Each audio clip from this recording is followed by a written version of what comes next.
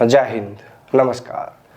अगर आप सेना में एक अग्निवीर हैं या फिर आप सेना में जाने की तैयारी भी कर रहे हैं तो भी आज की यह रिपोर्ट आपको जानना बेहद जरूरी है, क्योंकि यह रिपोर्ट अग्निवीरों को मिलने वाले वेतन में बढ़ोतरी को लेकर है।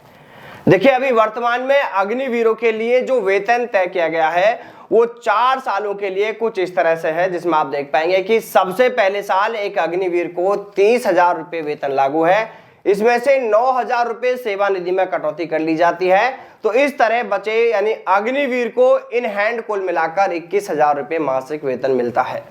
दूसरे साल में कुल वेतन 33,000 रुपये होता है। इसमें से 9,900 की कटौती कर ली जाती है, तो हाथ में मिलता है अग्निवीर को 23,100 रुपये। अब यहाँ पर आप इसी तरह बाकी के सालों का भी आप यहाँ पर देख पा रहे हैं कि किस तरह से उनको वेतन दिया जा रहा है।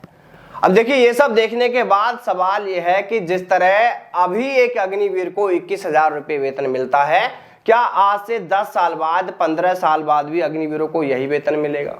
क्योंकि सरकार ने अग्निवीरों के लिए वेतन फिक्स किया हुआ है, जबकि दूसरी किसी सरकारी नौकरी में ऐसा बिल्कुल नहीं है। किसी भी दूसरी सरकारी नौकरी को आप जाकर देख लीजिए, वहां पर पता कर लीजिए, उसमें सरकारी कर्मचारियों को वेतन के साथ साथ महंगाई भत्ता, मकान किराया भत्ता, ट्रेवल अलाउंस और सबसे बड़ा लाभ तो ये कि ग्रेच्युटी और जीवन भर उनको पेंशन भी मिलती है। लेकिन अग्निवीरों को ऐसा कोई लाभ नहीं दिया जाता है। और पता कमाल की बात क्या है? कमाल की बात तो दोस्तों ये है कि अभी हाल ही में सरकार ने महंगाई की मार से राहत देने के लिए हमारे सांसद महोदय के वेतन और पेंशन में जबरदस्त इजाफा किया है। इस रिपोर्ट के अनुसार पहले एक सांसद पर एक महीने का 1 लाख रुपए वेतन खर्च किया जा रहा था, जिसे बढ़ाकर अब 1,24,000 कर दिया गया है। वहीं दैनिक भत्ता जो पहले सांसदों को 2,000 रुपये मिल रहा था, उसे बढ़ाकर 2,500 रुपये कर दिया है। यानी इस तरह कुल मिलाकर एक सांसद पर पहले 2,70,000 रुपये महीने का टोटल खर्च हो रहा था, जो अब बढ़ोतरी के बाद लगभग 3,09,000 रुपये हो गया है।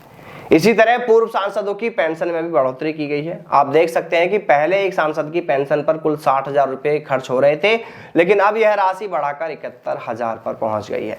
यानी सरकार को सांसदों के लिए तो महंगाई की मार की चिंता सता रही थी, लेकिन एक जवान, एक वो अग्निवीर जो हर वक्त अपनी जान हथेली पर रखकर देश की सेवा में तैनात है, उसके लिए महंगाई की मार कोई मायने नहीं रखती है।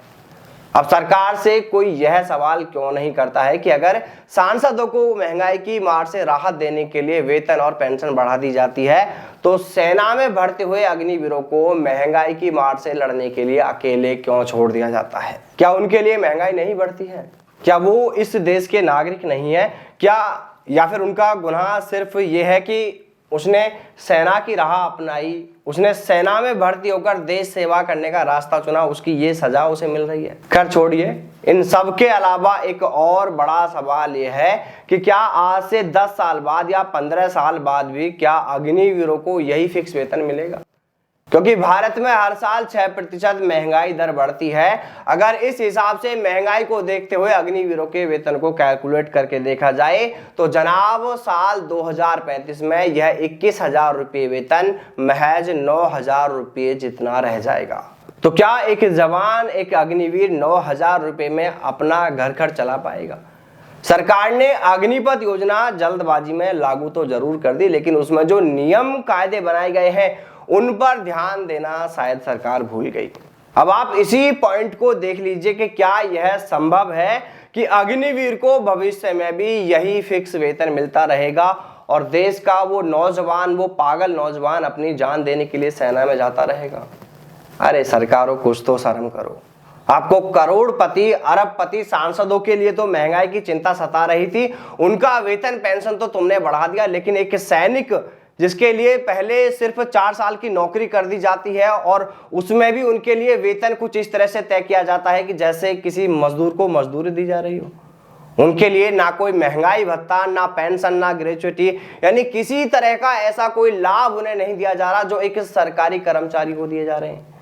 लेकिन हमारे गरीब सांसदों के लिए सरकार जरूर आगे आई है और बड़ा दिल दिखाते हुए उनका वेतन और पेंशन जरूर बढ़ा दी गई है। देखिए, अगर सिर्फ महंगाई राहत का ही लाभ अग्निवीरों को दिया जाए तो भी 15 साल बाद एक अग्निवीर को पहले साल 50,327 रुपये मासिक वेतन मिलना चाहिए और यह महंगाई राहत अभी से हर साल उनके वेतन में बढ़ोतरी करके दी जानी चाहिए, क्योंकि महंगाई तो आखिर सभी के लिए बराबर ही बढ़ती है।